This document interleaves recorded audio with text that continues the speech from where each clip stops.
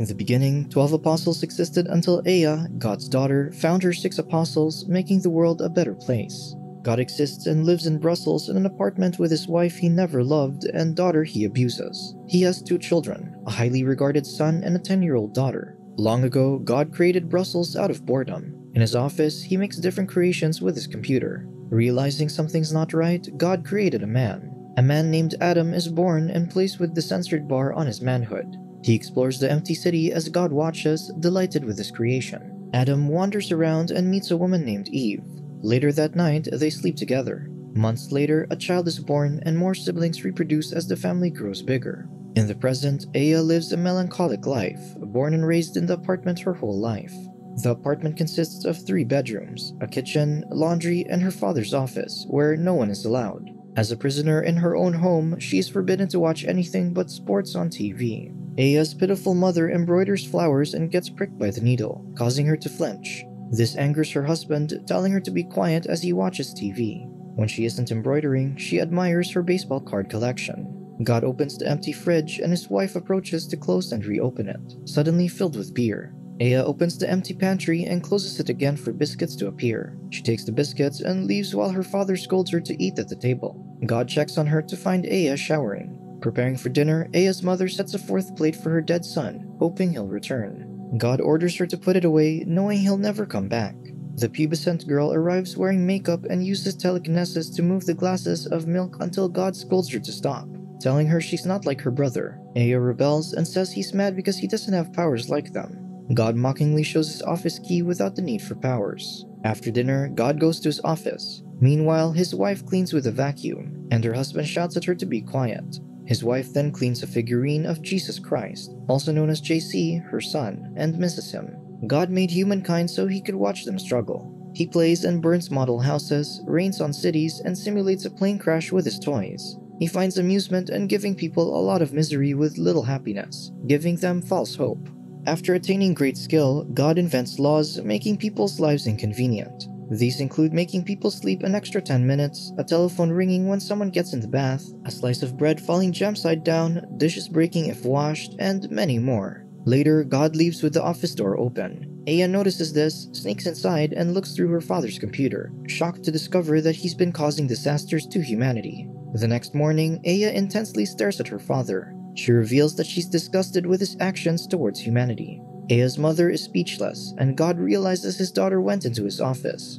Enraged, he chases Ea and repeatedly whips her with his belt as she wails in pain. At that moment, Ea decides to make a change. With one goal in mind, she wants to be better than her father and make him suffer. Later, God falls asleep while Ea packs her bag. She approaches the figurine of her brother and asks for help. She tells him that she wants to find new apostles, but JC says he's already tried 12. Ea asks him how many apostles to recruit, and he tells her 6 to make up 18 apostles. Just like their mother's favorite number, enough to make a baseball team. JC advises her to follow her instincts when selecting an apostle and give them a miracle. With those 6 apostles, she must write a brand new testament. However, the young girl doesn't know how to write, so she must find someone to do it. JC reveals that he hacked their washing machine for Ea to escape and tells her how to activate it. He reminds her to disable God's computer since he's powerless without it. Moments later, as God sleeps, Ea gets his key, enters his office, and goes through his archives to recruit 6 people. Afterward, she uses his computer and sends all the people their death dates. Everyone receives a text with their death dates contemplating their life. Before leaving, Ea disables the computer. She runs to JC to tell him what she's done, leaving JC stunned. The young girl heads to the washing machine and activates it. Suddenly, a passage appears, and she crawls through the tunnel. Meanwhile, a woman bathing listens to the news about the death dates. Worried, she learns she has 2 minutes left to live. She spots a hairdryer near her bathtub and removes it. The woman checks her house, ensuring things are safe. She spots a can on the top of a cabinet and pushes it, making the cabinet crush her. The news broadcasts a man who has 102 years left to live. Another man with 67 years left tests the accuracy by jumping off a building but survives by landing on a stranger. A nurse and a patient watch the news and check their death dates. The old patient reveals he has 12 years while the nurse has 64 days left, saddened by her patient outliving her. At the apartment, Ea's mother doesn't find Ea home. That night, a mother named Rosalie receives the text with 10 months left, and George, her son with Down syndrome, with 16 years. They go to bed as Rosalie thinks about George's future. She goes to George's room and suffocates him. George wakes up and stops Rosalie, and they cry together. The following morning, God wakes up to the news about the death dates leaking. He notices his key missing, infuriating him, and breaks his door. God discovers his computer is disabled and realizes Aya has done it. An enraged God looks for his daughter, who is nowhere to be found. He finds the passageway and shouts for Aya to return. Aya lands in a laundromat, amazed as she experiences freedom for the first time. She eats from the garbage and vomits shortly after, until Victor, a homeless man, tells her it's because of the fish burger. Aya asks the man if he can write, to which he says yes. She asks if he can bring her to the address of Aurelie, the first apostle, but Victor is uninterested. Aya follows him as he reasons to her that he's dyslexic. He finally gives in, and Aya asks him to write the Brand New Testament. He questions if she can turn water into wine just like Jesus, but Aya replies she can't. They venture around while the homeless man carries the tired girl. At dawn, they head to Aurelie's home while Aya tells Victor they're in paradise, but he doubts it, claiming paradise is after death. Aya reveals that there's nothing after death since her brother got himself killed. Curious, Victor asks who her brother is, and she replies it's JC. He mistakes JC for Jean-Claude Van Damme, a famous actor, leaving Aya clueless. At home, God prepares to look for Aya. His wife warns him, angering him more because the amusement he once found in people unaware of their deaths has changed now that they can decide what to do with their lives. Unable to fix his computer, he worries about the consequences of Aya ending up like JC, who tried helping people. God berates his wife, heads to the washing machine, and squirms his way out. Arriving at Aurelie's home, Aya reaches Aurelie through the intercom, wanting to talk to her. Aurelie, the first apostle, opens the door. Upon discovering her death date, she didn't change her lifestyle. Men love Aurelie, but most women think she's a harlot. However, she lives a lonely life despite her kindness and beauty. Aurelie reveals that her arm was ripped off by a subway train but is now replaced by silicone. At the metro, Aya introduces herself and asks Aurelie to share about herself while Victor writes. Aurelie shares that a man told her, "Life is like a skating rink since many people fall," a phrase that has always stuck with her. Aya asks the woman if she'll get old, but Aurelie replies that she'll eventually die as she sheds a tear. Aya collects her tears in a vial because Aya doesn't know how to cry. The young girl can hear people's music and listen to Aurelie's heartbeat. She says Aurelie is Handel and that she'll invent a dream for her. Later that night, Aurelie wakes up, hearing Handel play.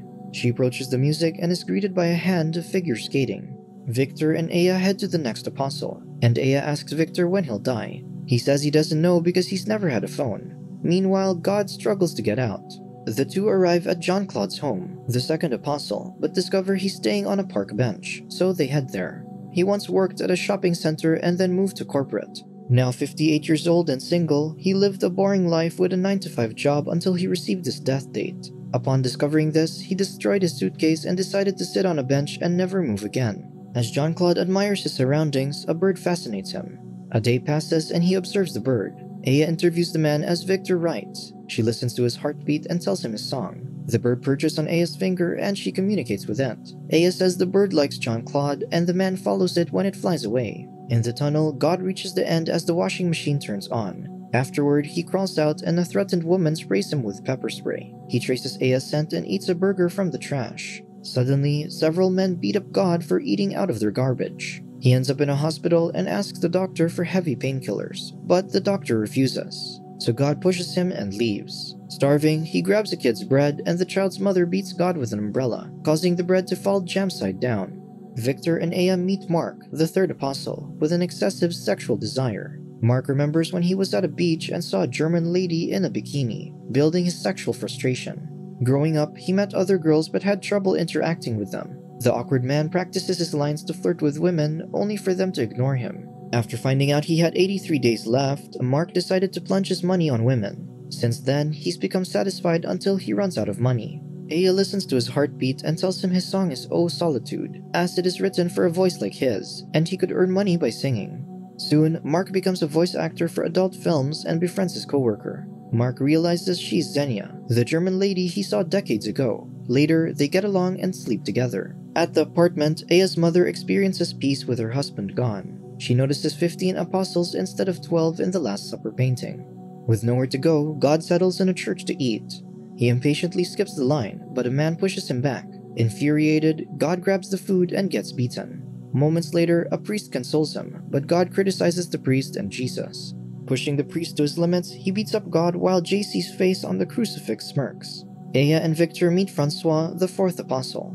After learning his death date, he purchased a rifle to shoot a person, but should he miss, it wasn't the person's day to die. However, if they died, it wouldn't be his fault because their death was predetermined. Francois has always had an odd fascination with death.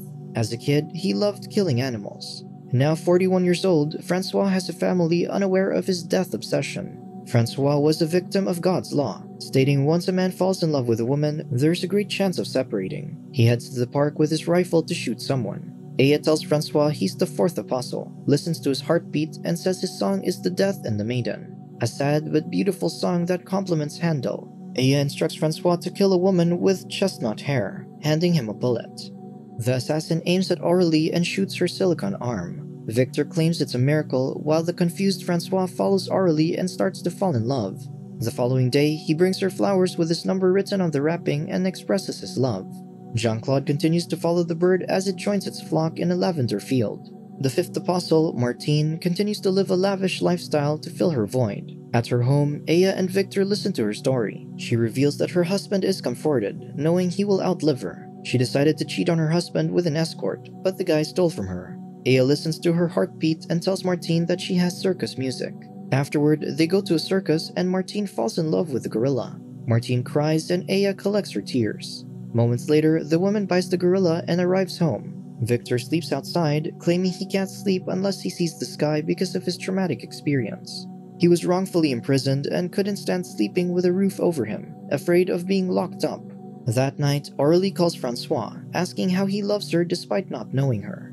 He says he shot her, but she didn't die. She checks her prosthetic arm, sees the bullet, and invites him to her place. Francois arrives and Aurélie shows him her prosthetic arm. Both in love, they sleep together. Exhausted, God returns to the laundromat but doesn't find the passage. The next day, he stumbles upon Aya and Victor and corners them at the dock. God tells Aya to come home, but she refuses because she's happy and needs one more apostle. God insists there are only 12 apostles, just like in a hockey team. Aya's father approaches until Victor stands in his way, prepared to fight while Aya goes down the dock.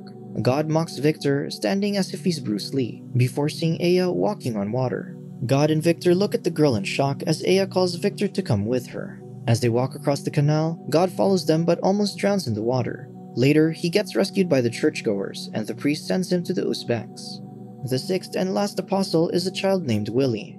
Growing up, Willie has always been sick, and his mother saw him as a burden.